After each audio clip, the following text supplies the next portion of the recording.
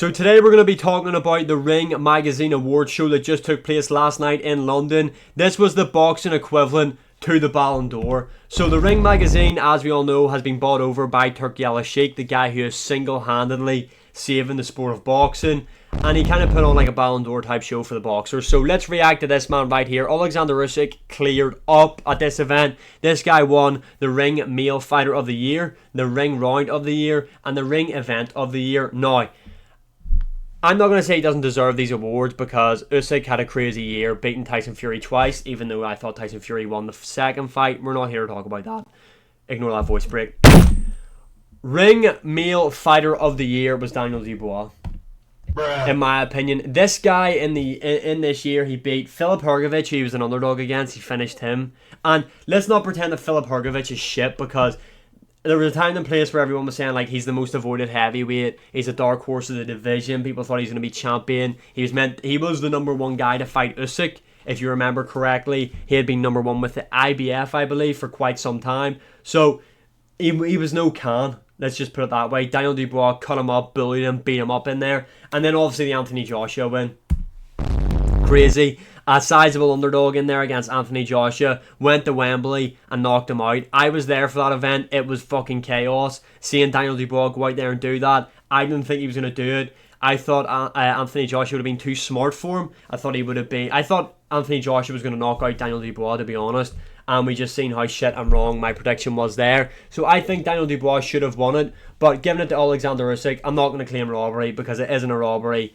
Alexander Usyk had a great year. Ring Round of the Year, they've given it to Tyson Fury, Alexander Usyk. I'm not going to sit here and dispute that one because I can't really think of a round that was better. Obviously, round 9, that's the one they're on about, where Usyk nearly had Fury out. Now, we have seen Fury hit the canvas multiple times, obviously in the Wilder trilogy and other fights before. But this kind of felt different. Obviously, Wilder Fury won. In the 12th round, I thought Fury was dead. I thought Wilder killed him with that right hand left hook.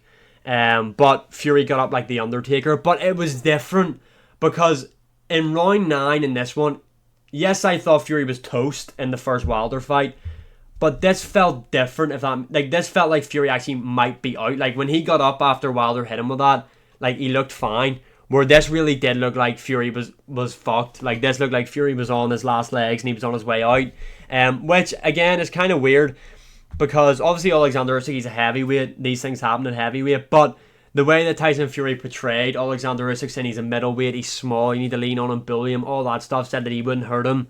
And to see Alexander Usyk do that to Tyson Fury was insane. It was a crazy round. I understand why that won that. Moving on to the event of the year, Alexander Usyk, Tyson Fury won. Huh? Now, I might be biased towards this event because this was my most anticipated fight of the year, Bivol Beterbiev. Now, I'm much more of an MMA fan than I am boxing. As you can see by my YouTube channel, I predominantly just make MMA content. But this fight was my most anticipated of the year in terms of all combat sports. Bivol Beterbiev was a fight I wanted to see for ages, and we finally got it on a great card as well. The return of Chris Eubank Jr.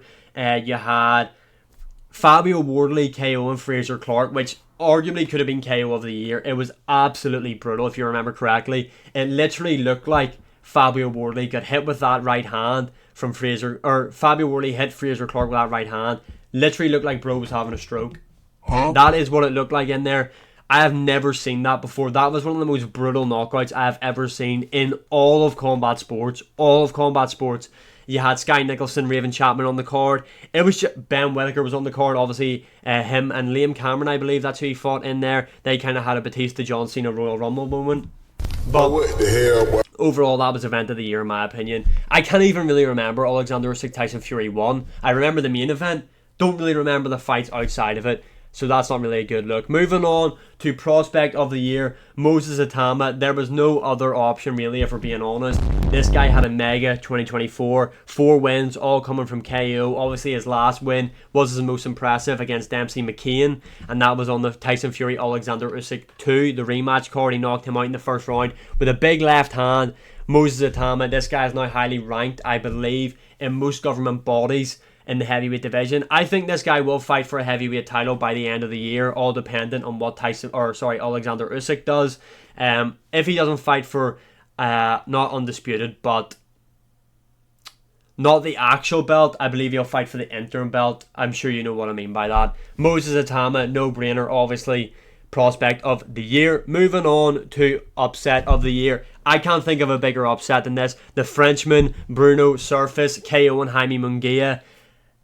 Jaime Munguia was a minus 2,500 favourite going into this matchup. He dropped Bruno Surface in the second round, if I remember correctly, and then got stopped in the sixth. And that was crazy because Jaime Munguia's only loss before that was to Canelo Alvarez, who is, like a pound for pounder, an all-time great. That was Jaime Munguia's only loss, and he didn't get stopped by Canelo. He lost a decision to Canelo, and Bruno Surface knocked him out, stopped him in the sixth round. Crazy, crazy upset. There was no other option, to be honest. This fight right here was the upset. Moving on to KO of the year, we've got Daniel Dubois. The Fabio Worley, Fraser Clark one could have been there. Ngannou Joshua could have been there as well. Am I remembering that correct? Was Ngannou Joshua this year? Think it was March. Yeah, I think it was March. But yeah, just the circumstances. Daniel Dubois being a pretty big underdog going in there against Anthony Joshua. And not only did he just, it wasn't like a fluke knockout. Like, he beat the shit out of Anthony Joshua. And just the way he done that as Anthony Joshua was coming up with the uppercut, the right hand from Daniel Dubois. Like I said, I was there live. It was crazy cinema seeing Daniel Dubois do that. KO of the year, I totally understand it. I really, really do. Moving on. Oh shit, actually. Event of the year. Terence Crawford versus Mazrumov might be event of the year. Why did I forget that event? Mazrumov, Terence Crawford, you had Bakoli smoking, Jared Anderson on the card, you had Ruiz, Jarrell Miller, great fight, Pitbull on that card as well. Is that event of the year?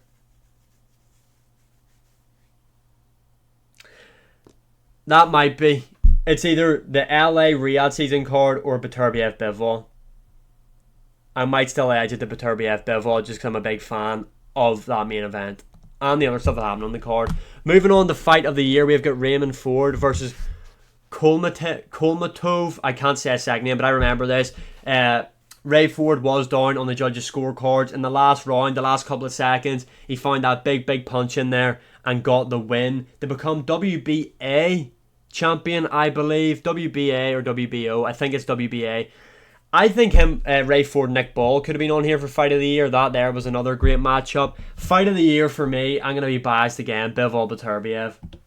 But what the hell, boy? I loved that fight. So close. It was a great matchup. That there was arguably Fight of the Year for me. But again, like I said, I'm biased. And finally, overall, this was great to see. I hope Turki Al-Sheikh keeps this going. I really enjoyed this. And it's nice to see something different for the sport of boxing. Moving on to this right here. We're getting Canelo Alvarez, Terence Crawford this year. I really do believe that. Now, the rumours came out that fight was confirmed for May in Las Vegas. I think we're going to get it now. Now, before his fight with Berlanga, Canelo Alvarez said he wasn't interested in talking about any other fights, and he would maybe start talking about it in January. What are we now? In January, who is he with? Turki Al-Sheikh. Who does he have a really good relationship with? Terence Crawford. What's the fight he wants to make? Canelo Alvarez, Terence Crawford. That there will headline Riyadh season Las Vegas. May time, or when else does Canelo fight? September? May or September, I believe that's when he fights. That fight will take place this year. Overall, let me know your opinions in the comments below. Who should have won what awards? It was packed with big names. You had Conor Benn starting shit with Ryan Garcia. You had Devin Haney there. You had Anthony Joshua meeting up with Daniel Dubois again. You had AJ squaring off with Bakoli, which would be a matchup I'd like to see. Although I think Bakoli's a bad matchup for AJ. No Tyson Fury, he didn't show up to the event. Then we had Anthony Joshua basically call out Tyson Fury at the event, saying that's who he's hunting this year. I will watch that fight. It's a fight that I've wanted to see for a while. I do think the ship is kind of sailed on it, especially with both guys going in with losses. More AJ than Fury with his loss because he got knocked out. I'd have liked to have seen Daniel Dubois AJ too and see AJ right that wrong if he could have. But nonetheless, I'm not going to complain about seeing Fury Usyk. So many other big names. Devin Haney saying he wants Ryan Garcia. That's a rematch we're going to get this year at some point, I assume. Loved it. Love what Turki Al-Sheikh's doing in the sport of boxing. Like, share, subscribe, comment, all that good stuff. And I'll see you again in the next one.